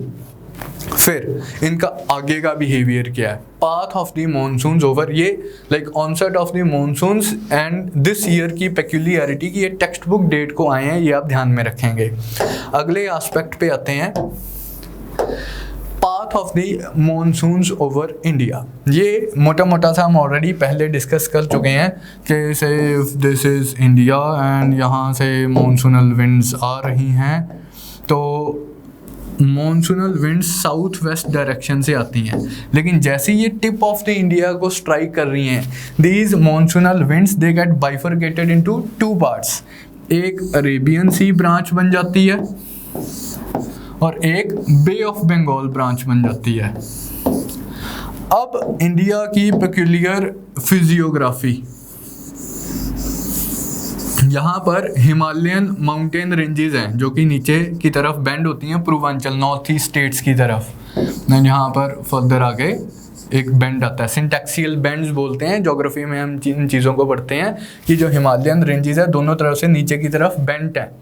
अब इस पेक्यूलियर फिजियोग्राफी की वजह से ये जो bay of Bengal branch of monsoons है ये डिफ्लेक्ट हो जाती है टुवर्ड्स इंडिया, एंड ये यहाँ पर असम, मेघालय, वेस्ट बंगाल, बिहार, ये जो सारा रीजन है इसमें हैवी रेनफॉल कॉज करती है। अरुणाचल प्रदेश, सारी की सारी नॉर्थ ईस्टर्न स्टेट्स यहाँ पर हैवी रेनफॉल कॉज करती है, एंड धीरे धीरे ये वाली ब्रांच इधर वेस्ट की तरफ जाना स्टार्ट करती है, बिहार से यूपी, यूपी से दिल्ली वाला रीजन, हरियाणा वाला रीजन, पंजाब वाला region. And what about this Arabian sea branch, यहाँ पर इंडिया की फिजियोग्राफी में ही अगेन यहाँ पर क्या है, वेस्टर्न घाट्स हैं, अगेन माउंटेन रेंज। तो ये जो अरेबियन सी ब्रांच है ये स्ट्राइक करती है वेस्टर्न घाट्स को, एंड यहाँ पर हैवी रेनफॉल कॉज करती है एंड क्रॉस करती है इन दी इंटीरियर ऑफ इंडिया। एक ब्रांच इसकी इधर से आगे दिल्ली की तरफ मूव करती है। तो हो क्या रहा है कि बे ऑफ बंगाल भी दिल्ली की तरफ मूव कर रही है घूम के, अरेबियन सी ब्रांच भी दिल्ली की तरफ मूव कर रही है घूम के। दिल्ली वाले रीजन में ये ब्रांचेस मर्ज करती हैं, देन ये पंजाब वाले पोर्शन की तरफ मूव करती हैं, पंजाब, हिमाचल, जम्मू कश्मीर उस पोर्शन की तरफ ये मूव करती हैं। तो this is how monsoons proceed over India, this is the pathway of monsoons over India. Bifurcation at the tip of India, division into Arabian Sea branch and the Bay of Bengal branch, heavy rainfall over the Western Ghats, heavy rainfall over the Northeast India, both branches merging near the region of Delhi, very scanty rainfall over Rajasthan वाला region, क्योंकि यहाँ पर कोई barrier नहीं है, यहाँ पर जो अरावली रेंजेस हैं they are parallel to the Arabian Sea branch, तो यहाँ पर कोई बारिश नहीं हो रही है। And then both the branches when they are merged over the region of Delhi, they combined move towards Punjab, ये इनका पाथवे है। अब ये पूरी चीज़ करने में हमारी टेक्स्ट बुक डेट क्या है, कब आते हैं मानसून इंडिया में, अराउंड लाइक 1 जून, कभी लेट भी हो जाते हैं कभी जल्दी भी आ जाते हैं, लेकिन text book date is, historic date is 1 June को केरला कोस्ट पे स्ट्राइक करते हैं। अब ये पूरा प्रोसेस कंप्लीट करने में ट्रेडिशनली मानसून को 1.5 महीना लग जाता है। हिस्टोरिकल अगर हम एवरेज निकालें 15 जुलाई के अराउंड ये अपना सारा अपनी कहानी किस्सा पूरा कर देते हैं, पंजाब वाले रीजन तक पहुँच जाते हैं, पाकिस्तान वाले पंजाब तक। लेकिन इस साल क्या हुआ, again what is the peculiarity this year? This year by 25 June only, like 25 दिनों के अंदर जो काम वो यूजुअली 1.5 घंटे में करते हैं, 1.5 महीने में करते हैं, इस साल इंटरेस्टिंगली 25 दिनों में ही उन्होंने सारा का सारा इंडिया, मानसून्स ने सारा का सारा इंडिया कवर कर लिया। तो यानी कि speed of the monsoonal winds भी ज़्यादा रही है। तो earlier quick onset of monsoons हुआ है, दूसरी बात like quicker movement of monsoons हुआ है, quicker coverage of entire India हुआ है बाय दी मानसूनल विंड्स। तो ये तो अभी तक का फिनोमिना है। एक मैंने आपको बताया कि और चीज़ आप ध्यान में रखेंगे, इंपॉर्टेंट फ्रेज है जो आप याद रखेंगे, that is break in the monsoons. ये ब्रेक क्या चीज़ है? मॉनसून्स में ना, ऐसे अभी हमने मॉनसूनल सीज़न की बात करी, साउथ वेस्ट मॉनसूनल सीज़न की बात करी कि जुलाई से लेकर जून से लेकर सितंबर तक मॉनसूनल सीज़न चलता है, लेकिन ऐसा नहीं है कि लाइक जून से लेकर सितंबर तक बारिश ही बारिश हो रही है। ये जो रेनफॉल होती है फेजेस में होती है। कभी एक ड्राई स्पेल चल रहा होता है कि 10-15 दिन का एक ऐसा टाइम है बारिश ही नहीं हो रही, हफ्ते का ऐसा टाइम है बारिश ही नहीं हो रही, लेकिन एक ऐसा वेट फेज होता है जब 10-15 दिन ऑलमोस्ट लगातार बारिश होती है, एक दिन छोड़ के बारिश हो जाती है। ये जो ड्राई फेज आता है, इस ड्राई फेज को आप बोलते हो ब्रेक इन दी मानसून। तो what are breaks in the monsoon? These refers to the dry spells that are experienced during the monsoonal season. अब इसकी भी बहुत टेक्निकल सी एक्सप्लेनेशन है, वो तभी समझ आएगी जब हमें कॉजेज ऑफ द मॉनसून समझ आ जाएंगे। वो हम ज्योग्राफी वाली प्री कम मेंस वाली क्लासेस में करेंगे डिटेल में, जब हम ज्योग्राफी वाला पोर्शन कवर करेंगे। अभी आप ये burst of the monsoons, break in the monsoons, monsoonal seasons and the pathways, ये चीज़ें ध्यान में रखें। इससे आपको जो आप रेगुलर न्यूज़पेपर पढ़ रहे हो तो you will be very comfortable reading the news about the monsoons and the rains and the rainy season. ठीक है जी। एक और चीज़ इसी के साथ क्या एसोसिएटेड है, साइक्लोन। इसी के साथ नहीं, लाइक अदरवाइज कंसेप्चुअली तो ये बिल्कुल डिफरेंट चीज़ है। साइक्लोन क्या होती है, लेकिन हम डिस्कस करेंगे कि मॉनसून्स के ऊपर इफेक्ट क्या डाल रहा है, यहाँ पे हम डिस्कस करेंगे। साइक्लोन किसी ऐसी सर्कुलेशन को बोलते हैं अराउंड अ लो प्रेशर सेंटर, कि या तो हाई एयर प्रेशर हो सकता है या लो एयर प्रेशर हो सकता है। हमें पता है कि wind always flow from high pressure to low pressure. अगर कहीं लो प्रेशर सेंटर डेवलप हो गया तो विंड की टेंडेंसी है लो प्रेशर सेंटर की तरफ मूव करने की। विंड की एक और ख़ास बात भी है जिस चीज़ को हम कोरियोलिस इफेक्ट बोलते हैं। वो खास बात क्या है कि विंड जो होती है वो सीधी लो प्रेशर सेंटर की तरफ नहीं जाती, हमेशा डिफ्लेक्ट होके जाती है। अगर तो northern hemisphere, India northern hemisphere में, हम इंडिया की ही बात करते हैं कि नॉर्दर्न हेमिस्फीयर की अगर हम बात करें तो विंड हमेशा राइट की तरफ डिफ्लेक्ट हो जाती हैं। winds are always deflected towards right in the northern hemisphere। southern hemisphere में इसका उल्टा हो जाता है कोरियोलिस इफेक्ट में। in the southern hemisphere winds are deflected towards left। तो आप याद रखेंगे northern hemisphere में deflection is towards right। ये विंड ने लो प्रेशर सेंटर की तरफ आना था, deflected towards right। रंग बदल लेते हैं। ये विंड ने लो प्रेशर सेंटर की तरफ आना था, deflected towards right, deflected towards right, deflected towards right, deflected towards right. तो इस हो क्या रहा है कि इस लो प्रेशर सेंटर के अराउंड एक circular movement of winds develop हो गई।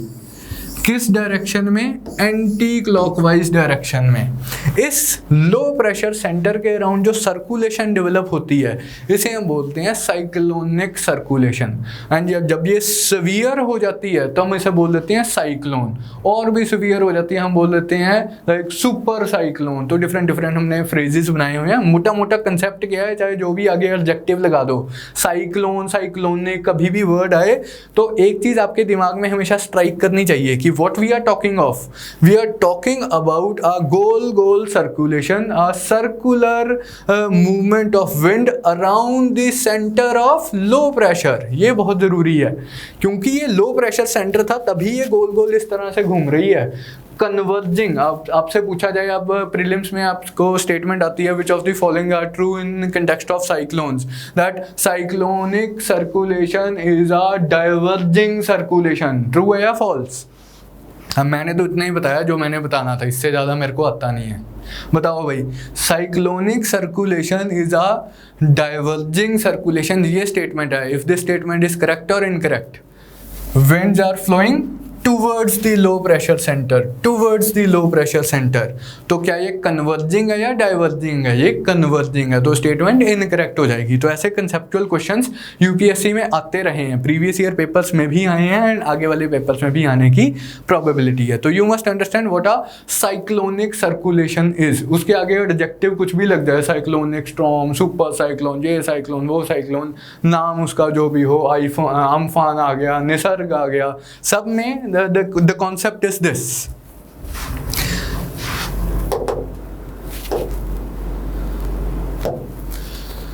Quick onset of monsoons this year and the cyclone Nisarg in the Arabian Sea। एक चीज़ हम ऑलरेडी पहले डिस्कस कर चुके हैं कि विंड हमेशा हाई प्रेशर से लो प्रेशर की तरफ मूव कर रही है। नाउ ये हमारा India, Arabian sea, bay of Bengal. Usually आप ये याद रखेंगे कि बे ऑफ बंगाल में ज़्यादा साइक्लोन्स बनते हैं, अरेबियन सी में कम बनते हैं। क्यों बनते हैं ये हम लाइक ज्योग्राफी के कंसेप्चुअल इश्यूज़ में डिस्कस करेंगे। नाउ हम ये वाला टॉपिक डिस्कस कर रहे हैं कि इस बार साइक्लोन निसर्ग आया अरेबियन सी वाले रीजन में, गुजरात वाले रीजन में इसकी एंट्री हुई। उसका मॉनसून्स के साथ क्या लेना देना है, उसका क्विक ऑनसेट ऑफ मॉनसून्स के साथ क्या लेना देना है। भाई 1 जून को इतनी जल्दी कैसे आ गया मॉनसून्स? मॉनसूनल विंड्स यहाँ से आ रही हैं। साइक्लोन क्या है? Low pressure centre. अरेबियन सी में एक लो प्रेशर सेंटर डेवलप हो गया, साइक्लोनिक सर्कुलेशन डेवलप हो गई। अगर लो प्रेशर सेंटर डेवलप हो गया, विंड्स की टेंडेंसी है हमेशा लो प्रेशर की तरफ मूव करने की। ये जो मॉनसूनल विंड्स अदरवाइज भी इंडिया की तरफ आ रही थी, जब इन्होंने लो प्रेशर सेंटर ऑब्जर्व किया, ये और ज़्यादा तेज़ी से इंडिया की तरफ आएंगी कि ओ हमें तो हमारा कोई तूफानों से कह दो मिल गया साहिल हमें, कि हमें तो अपना डेस्टिनेशन मिल गया, अब तो हम इसकी तरफ भाग भाग के जाएंगे। तो ये जो मॉनसूनल विंड्स हैं लो प्रेशर सेंटर की तरफ जा रही हैं। तो इसलिए भी साइक्लोन निसर्ग ने भी क्विक ऑनसेट ऑफ मॉनसून्स को एड किया according to the article given in the down to earth. फिर एक और ऑब्जर्वेशन है जो उसी आर्टिकल में, डाउन टू अर्थ वाले आर्टिकल में दी हुई थी, कि over the period of time, जैसे मैंने आपको इन जनरल सी बात बताई कि बे ऑफ बंगाल में जो हमारा हिस्टोरिकल एस्पेक्ट अगर हम देखें तो बे ऑफ बंगाल में ज़्यादा साइक्लोन्स बनते हैं, अरेबियन सी में कम साइक्लोन्स बनते हैं। लेकिन over the period of time अगर हम पूरे इंडियन ओशन रीजन को भी देखें, नंबर ऑफ साइक्लोन्स जो फॉर्म हो रहे हैं वो इंक्रीज हो रहे हैं। ऑन दी अदर हैंड, जैसे नॉर्मली उन्होंने डेटा भी दिया हुआ था, अब डेटा आपके काम का नहीं है, मतलब याद रहे तो ठीक है, ना याद रहे तब भी ठीक है। वो कहते हैं कि नॉर्मली 5, इंडियन ओशन रीजन को इन टोटलिटी ले रहे हैं, normally 5 cyclonic storms invariably Indian ocean region में बनते हैं हर सीजन में। लेकिन इस सीजन में अब तक 8 ऑलरेडी बन चुके हैं। इसी तरह से कहते हैं कि अरेबियन सी की अगर हम बात करें, अरेबियन सी में मैंने आपको बताया कि रिलेटिवली कम साइक्लोनिक स्टॉर्म्स बनते हैं। साइक्लोनिक स्टॉर्म जब सीवियर होता है तब उसे प्रॉपर साइक्लोन बोलते हैं, उससे पहले वो साइक्लोनिक स्टॉर्म होता है। तो साइक्लोनिक स्टॉर्म्स की बात कर रहा हूँ मैं, प्रॉपर साइक्लोन्स की बात नहीं कर रहा। तो अरेबियन सी की अगर हम बात करें तो हर मॉनसूनल सीजन में ऑन एन एवरेज एक साइक्लोनिक स्टॉर्म बनता है। वो भी पता नहीं साइक्लोन में कन्वर्ट होगा कि नहीं होगा, या वहीं पे ख़त्म हो जाएगा। लेकिन इस साल ऑलरेडी 5 साइक्लोनिक स्टॉर्म्स अरेबियन सी इटसेल्फ में बन चुके हैं। तो एक उनकी एक ऑब्जर्वेशन है कि over the period of time lately क्या हो रहा है कि cyclonic intensity, cyclonic activity increase हो रही है in the Indian ocean region. ये किस तरह से मॉनसून्स के ऊपर इम्पैक्ट डालेगी, तो अकॉर्डिंग टू दी आर्टिकल ये कहते हैं कि अभी इसके लिए फर्दर स्टडीज़ की ज़रूरत है। तो ये कुछ बेसिक सी कंसेप्चुअल चीज़ें थी जो मेरे हिसाब से आपको साइक्लोन्स के कंटेक्स्ट में पता होनी चाहिए। So that is all as far as the conceptual aspects of the monsoon and cyclones are concerned. I hope you would have enjoyed these portions. And इसके जो भी अगर मेंस में कंसेप्चुअल क्वेश्चन आता है या प्रीलिम्स में कोई स्टेटमेंट वगैरह आती है जिसमें आपको करेक्ट इनकरेक्ट बताना हो, या अदर कोई से के बताना हो कि किस रीजन में ज़्यादा बारिश होती है, कम बारिश होती है, किसकी वजह से होती है, कौन सी ब्रांच की वजह से होती है, तो you can easily tackle such like questions. हाँ जी, तो लास्ट अब हम टॉपिक पे आते हैं। डाउन टू अर्थ में ही एक छोटा सा आर्टिकल दिया हुआ था, catching water on the hills. इससे मिलती जुलती डिस्कशन हम ऑलरेडी कर चुके हैं, वो वाटर कंजर्वेशन वाले पोर्शन में, फ्लड कंट्रोल वाले पोर्शन में, एम्बैंकमेंट्स जहाँ बनाए जाते हैं, ट्रेंचेस जहाँ पे डिग किए जाते हैं, एफोरेस्टेशन की जाती है।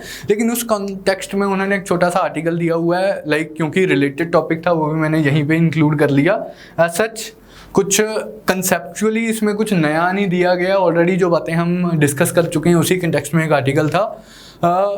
बेसिक जो इशू है जो इस आर्टिकल में डिस्कस किया गया था वो था water conservation and rain water harvesting. वो हम असम वाले केस में हमने पहली डिस्कशन की थी, जहाँ बहुत ज़्यादा मॉनसूनल रेंज होती हैं, जहाँ फ्लड्स की प्रोबेबिलिटी भी ज़्यादा रहती है, एंड उन फ्लड्स को किस तरह से प्रिवेंट करना है, मिटिगेट करना है, उस कंटेक्स्ट में हमारी डिस्कशन हुई थी। अब स्पेक्ट्रम आप बिल्कुल चेंज कर दो, लेकिन डिस्कशन अभी भी वही है, स्पेक्ट्रम चेंज हो गया। किस तरह से? अब हम बात कर रहे हैं ड्रायर रीजन्स की, पार्च्ड रीजन्स की, arid and semi arid regions की, जहाँ पर बारिश की इंटेंसिटी बहुत ज़्यादा कम है, जहाँ पर ग्राउंड वाटर बहुत ज़्यादा लो है, जहाँ ड्रायर कंडीशंस होने की वजह से एग्रीकल्चर अच्छे से परफॉर्म नहीं की जा सकती है। उन रीजन्स की बात कर रहे हैं, एमपी वाले रीजन्स की बात कर रहे हैं। Dry hilly areas of MP हमारी लोकेशन है, जो केस स्टडी इन्होंने दी हुई है। यहाँ महेश शर्मा नाम के एक एनवायरमेंटलिस्ट हैं, सोशल एक्टिविस्ट हैं, उन्होंने water conservation and rain water harvesting के लिए एक पीपल्स मूवमेंट चलाई है। उसमें ये क्या कहते हैं, लाइक यहाँ पे पहले तो इस रीजन की हम प्रॉब्लम समझते हैं कि एक तो बारिश कम हो रही है, दैट इज़ फाइन, कभी कभी बारिश हुई, लाइक वो बारिश सफिशिएंट नहीं है टू सपोर्ट एग्रीकल्चरल एक्टिविटीज़। फिर हम कहते हैं कि जी अगर बारिश कम हो रही है तो किस तरह से हम वो जो कम बारिश है उसको हार्वेस्ट किस तरह से कर सकते हैं, जो मिनिमम वाटर प्रेजेंट है उसे किस तरह से हम कंजर्व कर सकते हैं। तो अंडुलेटिंग, क्योंकि हिली एरियाज भी है, अंडुलेटिंग टेरेन होने की वजह से, अनइवन टेरेन होने की वजह से सॉयल वाटर नहीं होल्ड कर पाती है, तो सारा का सारा अगर बारिश थोड़ी बहुत होती भी है तो सारा पानी रन ऑफ बन के या लाइक नीचे वाटर में सीप कर जाता है। अब इस चीज़ का सोल्यूशन क्या है, what is the innovative solution suggested by या implemented by this person Mahesh Sharma. ये कहते हैं कि हम इस टेरेन में ट्रेंचेस को डिग करते हैं एंड पॉन्ड्स बनाते हैं। वही वहाँ मैंने एम्बैंकमेंट्स की एंड स्मॉल डैम्स की बात की थी, यहाँ भी ये वही बात कर रहे हैं। कह रहे हैं कि ये तुम्हारा हिली टेरेन है, हम एक काम करते हैं, हम यहाँ पे एक ट्रेंच खोद देते हैं, एक खड्डा खोद दिया। अब ये एक हिली टेरेन था, यहाँ पर कभी कभार भूले भटके अगर बारिश हो जाए तो ये पानी नीचे की तरफ फ्लो करना स्टार्ट करेगा।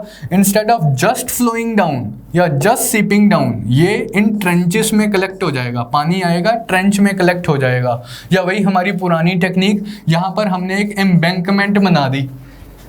एम्बैंकमेंट बना के क्या होगा कि इसके पीछे पानी कलेक्ट हो जाएगा, एक स्मॉल पॉन्ड ऑफ वाटर बन जाएगा, स्मॉल पूल ऑफ वाटर बन जाएगा। तो इसी तरह की जो टेक्निक्स हैं, digging trenches and ponds on the hills that could slow the downward flowing water, उससे क्या कि स्पीड ऑफ जो वाटर है, नीचे आने की जो स्पीड है वो कम हो जाएगी। And hold it and let it remain there, तो आप वाटर को होल्ड कर सकते हो वहाँ पे। आप वाटर उस ये जो हेल्ड वाटर है, ये जो स्टोर्ड वाटर है, इसे आप फर्दर यूज़ कर सकते हो अपने इरिगेशन पर्पसेस के लिए। यही इन्होंने किया है। तो बहुत सारे इन्होंने विलेजर्स को इनकरेज किया। अब एक बंदा तो करने ना, तो इन्होंने पीपल्स मूवमेंट स्टार्ट की, विलेजर्स को इनकरेज किया कि सब लोग हम ऐसा करेंगे, अपने एग्रीकल्चरल इम्प्लीमेंट्स का इस्तेमाल करके हिल्स में वाटर स्टोर करेंगे, ट्रेंचेस डिग करेंगे, पॉन्ड्स बनाएंगे एंड देन उस पानी का इस्तेमाल करेंगे अपने इरीगेशन नीड्स के लिए। तो जैसे काफ़ी स्टैटिस्टिक्स से दिए हुए हैं, 2009 से 2017 के बीच में, between 2009 and 17 they had dug more than 12,000 small ponds, 12,000 ponds, and that could hold 10,000 liters of water. Now, मतलब as a result of these activities, about 200 million liters of water goes inside the earth each time it rains. कभी भी बारिश होती है तो इनकी जो total capacity, इनके जो 10 साल के एफर्ट्स हैं, उसका रिजल्ट क्या है कि 200 million litres of water goes inside the earth each time it rains, and वो ग्राउंड वाटर को रिचार्ज कर रहा है। इसी ग्राउंड वाटर का वो इस्तेमाल कर सकते हैं लेटर इरिगेशन पर्पसेस से। तो दो लाइक चीज़ें हो रही हैं साइमल्टेनियसली, आपने ध्यान देना है। एक तो वाटर डायरेक्टली स्टोर हो रहा है पॉन्ड्स में, उस पानी का भी इस्तेमाल किया जा सकता है। फिर क्योंकि वाटर लगातार स्टोर हो रहा है ट्रेंचेस में, पॉन्ड्स में, वो ग्राउंड वाटर को भी रिचार्ज कर रहा है। फिर ट्यूबवेल्स की मदद से या अदर वेल्स की मदद से उस पानी का भी इरिगेशन के लिए या ड्रिंकिंग पर्पसेस के लिए यूज़ किया जा सकता है। तो this was the effort that was made by Mahesh Sharma, and recognising his efforts in this regard 2019 में इन्हें पद्मश्री अवार्ड भी दिया गया है। मिसलेनियस फैक्ट आप याद रख सकते हैं, खैर यूपीएससी में तो नहीं पूछेंगे। People of the district have now, इसका इफेक्ट क्या हुआ है लाइवलीहुड्स के ऊपर। People of the district have now started growing wheat and that too twice a year. जहाँ एक बार भी कल्टीवेशन करनी मुश्किल थी जिस रीजन में, उस रीजन में इनके एफर्ट्स से, इस टेक्निक से, water rain water harvesting, water conservation, ground water recharge वाली टेक्निक से क्या हो रहा है कि people have started growing wheat that too twice, कि 2 बार कल्टीवेशन हो रही है व्हीट की। इतना लाइक इसका पॉजिटिव इफेक्ट इम्पैक्ट रहा है। तो इस अच्छा मॉडल है, इसे हम आप केस स्टडी की तरह अपने आंसर्स में कोट कर सकते हैं। कोई आपको वाटर कंजर्वेशन पे क्वेश्चन आए, इंटीग्रेटेड वाटरशेड मैनेजमेंट से क्वेश्चन आए, रेन वाटर हार्वेस्टिंग में क्वेश्चन आए, तो आप इस केस स्टडी को कोट कर सकते हो। एंड ऐसे मॉडल को हमें चाहिए कि हम ऑल इंडिया लेवल पे और भी जो ड्रायर एरियाज हैं वहाँ पर भी अडॉप्ट करें। तो that was all as far as this article was concerned. This winds up our lecture for today. हमने 9 जुलाई से 15 जुलाई के पीरियड में जितनी भी इंपॉर्टेंट इन्वायरमेंट रिलेटेड न्यूज़ वगैरह थी वो कवर करी। डाउन टू अर्थ के कुछ इंपॉर्टेंट आर्टिकल्स देखे, जो कुछ और इंपॉर्टेंट भी आर्टिकल्स भी रह गए होंगे वो हम आगे वाली वीडियोस में कवर करेंगे डाउन टू अर्थ मैगजीन के। प्लस जो अगले वाला इशू भी उसका अभी 15 जुलाई को ही रिलीज़ हो गया है, वो वाला इशू भी हम कवर करेंगे। तो I hope you would have enjoyed this lecture. That's all as far as the current affairs related to geography and environment for this week are concerned. Thank you from my side and all the best for your preparation.